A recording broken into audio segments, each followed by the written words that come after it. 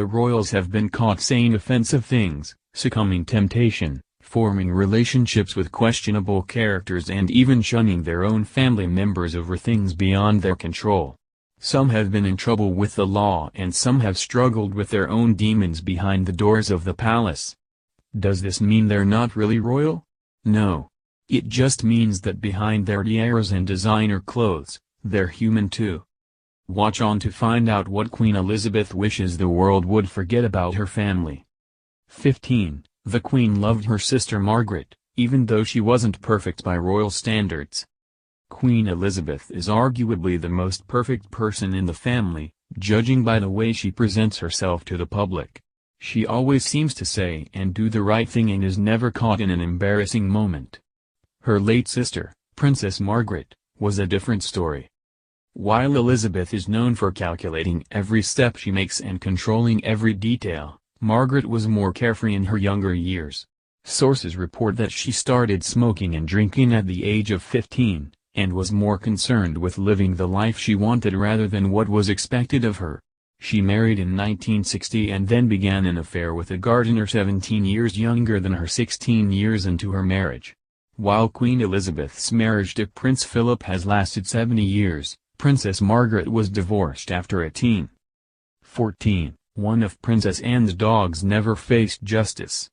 The Queen's only daughter, Princess Anne, might be more careful about getting caught up in scandals than her brothers, Prince Charles, Prince Andrew, and Prince Edward, but she hasn't been able to totally escape the tabloids.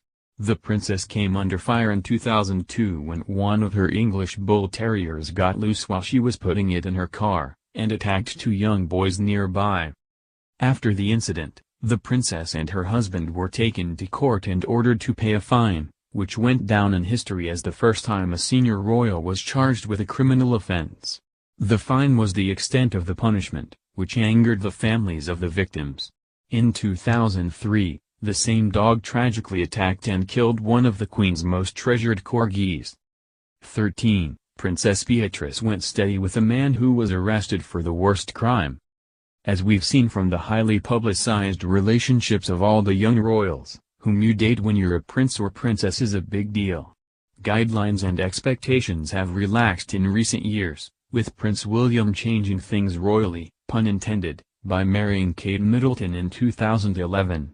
But there are still some attributes that the Queen doesn't like to see in the partners of her children and grandchildren, and a history of criminal activity is one of them. Princess Beatrice, the eldest daughter of Prince Andrew and Sarah Ferguson, became romantically involved with Paolo Lozzo in 2006. The man had previously been convicted of assault and battery of a man who had died from his injuries. Though this presumably isn't the kind of person the Queen wants to let into the family, Beatrice's mother stated that the family had to trust Beatrice's decisions. 12. The Queen had at least two pro-Nazi relatives. The Queen's father, George VI, became King of England when his brother, King Edward VIII, abdicated his throne on December 10, 1936, to marry Wallis Simpson, a divorcee from America.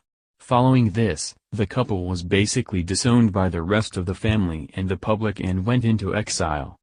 Recent findings show that this is more than just a love story. Edward and Wallis weren't fit to be rulers of the United Kingdom because of other interests and beliefs that they held.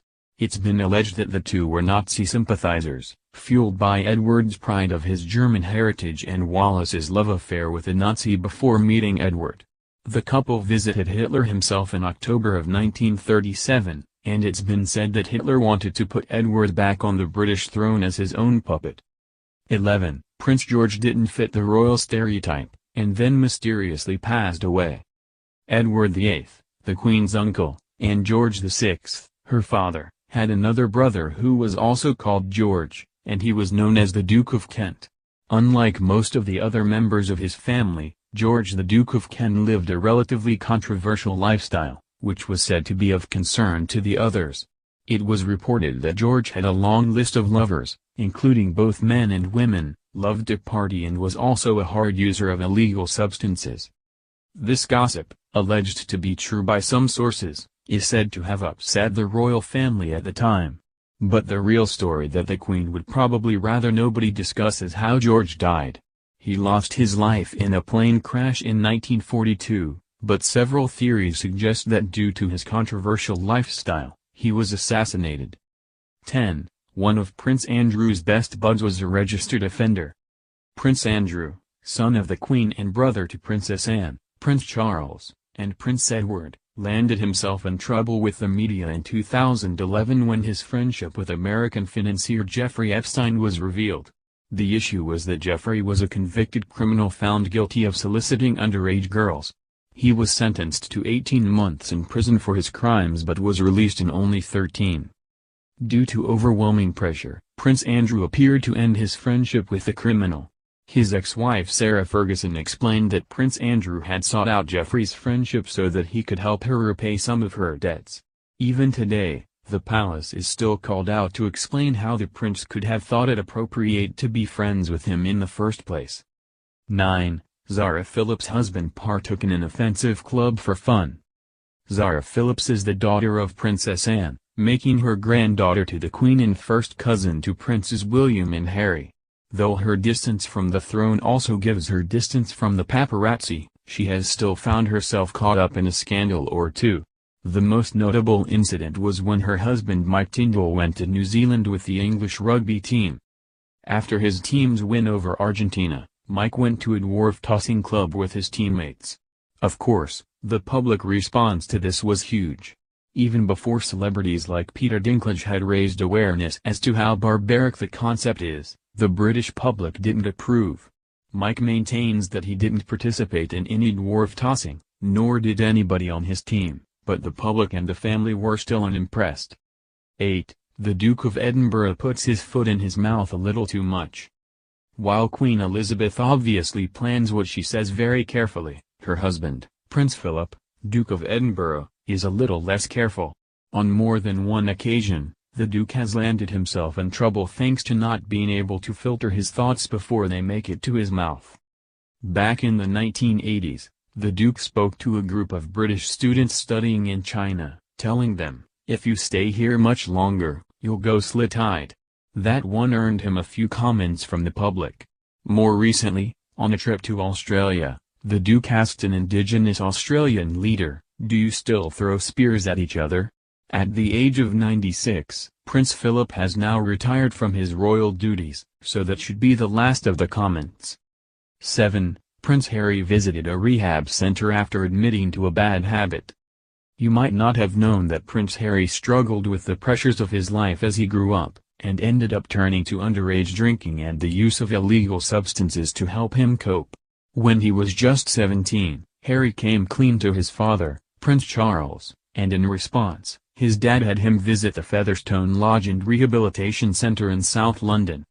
He didn't receive any treatment and only took a tour and listened to the patients' stories, but it helped him understand the magnitude of his actions.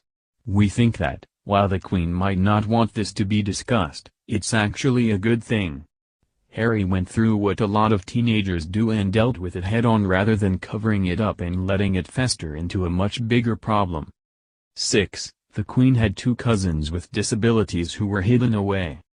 The issue of mental illness has traditionally been taboo, and though the royal family are now more open to discussing the realities of it, we are not sure what would happen if a member of the family was diagnosed with any kind of mental or intellectual condition.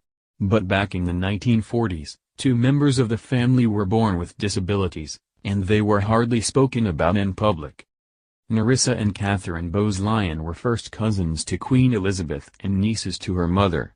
Suffering from mental disabilities, the girls were put into homes that would care for them and were hardly ever mentioned by any members of the family. The nurses at the institution claimed that no family members came to see the girls, but the family denies this. 5. The Windsors are descendants of a real vampire. Well, they're descendants of a man who was as much of a vampire as anyone can be. Vlad III, known endearingly as Vlad the Impaler, is said to be the inspiration behind the story of the vampire, and Bram Stoker's Dracula. The tyrant was fond of torturing his subjects and used to dip his bread in their blood. The current royals are related to him through Princess Mary of Teck, Queen Elizabeth's grandmother. She was a descendant of two of Vlad's sons, which makes Prince Charles a great-grandson, 16 times removed, to Vlad. While the Queen might not want to remind people of this, Prince Charles has happily commented that he has Transylvania in his blood, and has even bought a farmhouse in a rural Romanian village, near the location of Vlad's old castle. 4. Princess Diana's life was hell after marrying Prince Charles. There was such media interest over Diana, Princess of Wales, that even the Queen couldn't stop the truth about her life from coming out. When Prince Charles and Lady Diana Spencer first announced their engagement, they truly seemed like a fairy tale couple. He was the handsome prince, she was the perfect bachelorette, and everyone thought they were headed for a life of happiness. But in reality, Diana's life became hell once she married Charles. Before her death in 1997, Diana recorded several secret tapes, is said to have authorized a book, and filmed an interview, all which revealed the problems plaguing her life and marriage.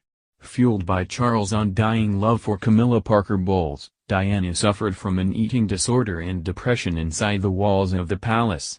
She even recalled throwing herself down the stairs while she was pregnant to get her husband's attention.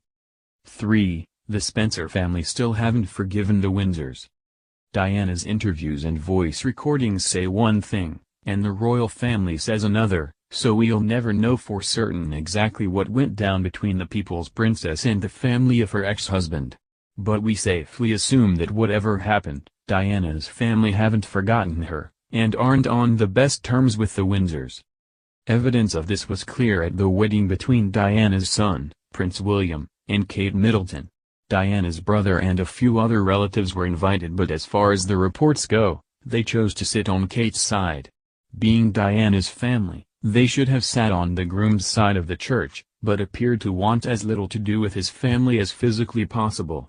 If that doesn't scream bad blood, we don't know what does. 2. The epileptic prince who was hushed and forgotten. While each generation of the royal family has their share of problems, just like any other family, it seems that Queen Elizabeth's father's generation was particularly troubled.